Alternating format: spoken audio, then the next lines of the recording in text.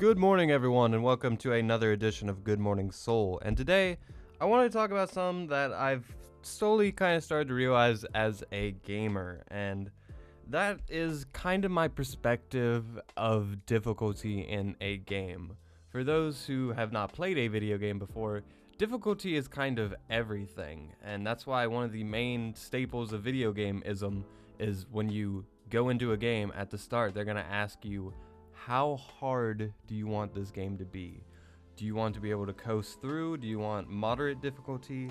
Or do you want a fucking challenge? Or do you want to be those master motherfuckers who are going to play this game perfectly and do everything right? And I'm going to tell you, the games that I've played on the highest difficulty, that's kind of, I want to say, how video games are meant to be played. I kind of feel like the games I played are Civilization Revolution. I beat that on its highest difficulty. I got all the achievements. When I played Mass Effect 2 on New Game Plus, pretty much any game with New Game Plus and it's on the highest difficulty is kind of like just that right level of challenging, and you're OP, but the game's OP, so it kind of works out. All of those games I've ever played on the highest difficulty, it's so rewarding when you get past certain levels. But at the same time, I've tried to play games on the highest difficulty and have given up. And recently, towards the time of this recording, there was the release of Pokemon Let's Go Eevee and Pokemon Let's Go Pikachu. If you haven't played the Pokemon games, basically there's this underlying shouting of the crowd going on where they're trying to say the games are too easy. And you can imagine, because there's this huge Pokemon competitive scene, some of the biggest gaming tournaments, some of the biggest non-traditional fighting games, like fighting games where you take turns, probably the biggest one out there in all honesty, and it's on this handheld children's game. So there's this underlying conflict of the developers who are trying to dumb it down. They think kids don't have the same attention span they used to, and games, some of the shit in the original Pokemon games is dumb, like, where the fuck do I find a T for this guard? Yeah, it's dumb. It's dumb.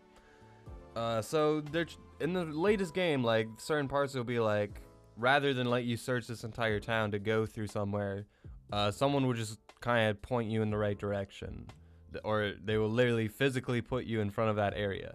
On top of that, the game's super easy. You have this experience share option, or not even option anymore, where your Pokemon are all getting super OP leveled up.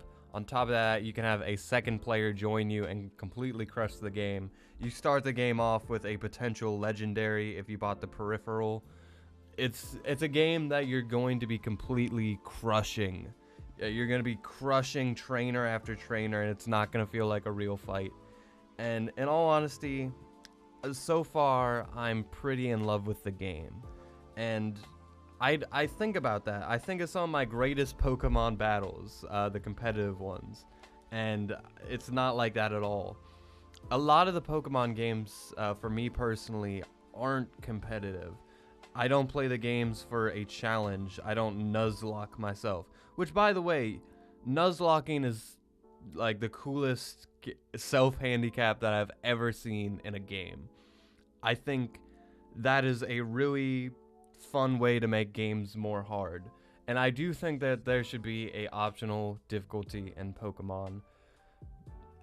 Unfortunately, though, there isn't, and this game is getting bashed for being too easy. I know some games I've played, I've felt that. I was upset by how easy it is, namely Fable 3, which has an achievement for not dying once, and literally it's you know, those achievements are usually like so far off, but like this one, I think I died once the entire game. It's a really easy game, and I think difficulty should always be an option. But really, the reason I love Pokemon Let's Go Eevee is it's so mild, so like relaxing.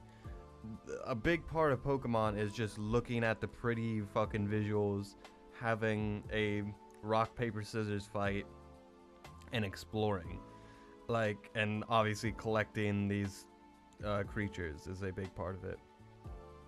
I love that aspect of Pokemon. I really do. And this game is kind of like the perfect version of that. It's like the most relaxing. I could play it on a handheld or play it on a TV. It's recreating Gen 1, which has most of my favorite Pokemon. It's a great game, and it's so fucking easy.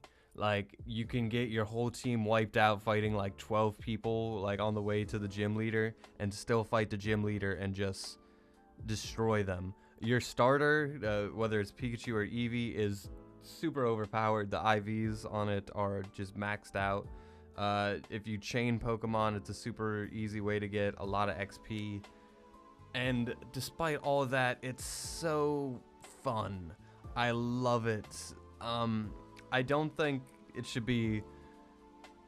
It's not marketed as a hard game. It's marketed as a children's game, but for some reason people just get really riled up about this game, especially for being integrated with Pokemon Go. Again, I just really don't give a shit about those people's opinion, and it's kind of made me go into the thought spiral about difficulty, because when I play games nowadays, I think replaying Kingdom Hearts was like the perfect amount of difficulty for me. I think on like normal difficulty, where it's like, I don't like losing in video games. I don't like going through this hassle because it was different when I was like a teenager and all I gotta do is go to school, and that's my entire stressful life all in one. But nowadays I have to adult, I have to work, I have to balance money, I got to do all these things, be responsible for certain things, and when I want to play a video game, the most like, let's just have fun activity I can have, I don't always want to stress myself out. I think that's just one of those things. As humans, we only have so much energy, and it's hard to judge an art piece that requires that. Like, movies are all the same, and hell, it makes a difference if you watch a movie at 2 a.m. when you're tired and cranky versus like towards the end of your evening, probably like a 6 p.m. type feel, like you're still got that energy from work, and you're drinking the endless soda caffeine in the movie theater, you're ready, your brain is still able to intake information without spitting it out right away. And it's the same for video games, but on top of that, you have this difficulty curve. And players who have maxed out a fucking game, who played the highest difficulty, like if I saw someone on Civilization Revolution easy mode and try to give an opinion based off like their 2 playthroughs or whatever, because, you know, it's not that kind of game, I would be like, yeah, that's not, we're playing 2 separate games, dude.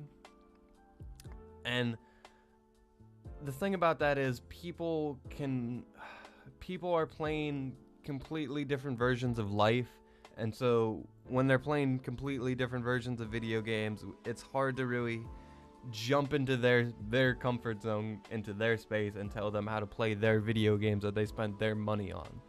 And a lot of the times nowadays, I feel like for games that I'm just trying to breeze through, just do the story, just kind of the first playthrough of a game, a lot of the times you're still learning the game towards the end. Let's say there's a 7-hour game, it's like 5 hours worth of like, here's a new thing, here's a new thing, here's a new thing. And then it's like 2 hours of, now you're a badass, fucking kill it with fire.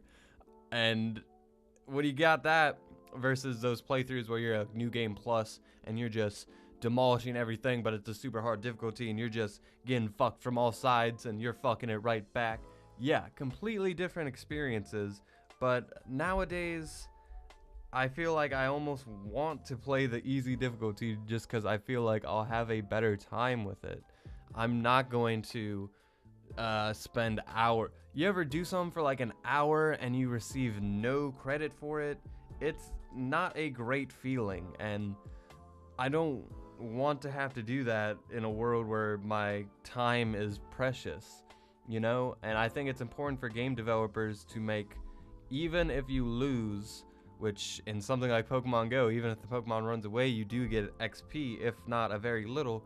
I think reward systems like that are super important because I need my interest to be held, and I need to feel like just playing is worth my time. And I don't think that always has to be represented with numbers, like, oh, well, I guess obviously you should be given extra experience for that.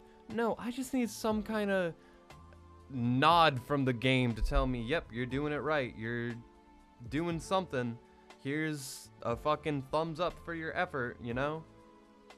I don't know.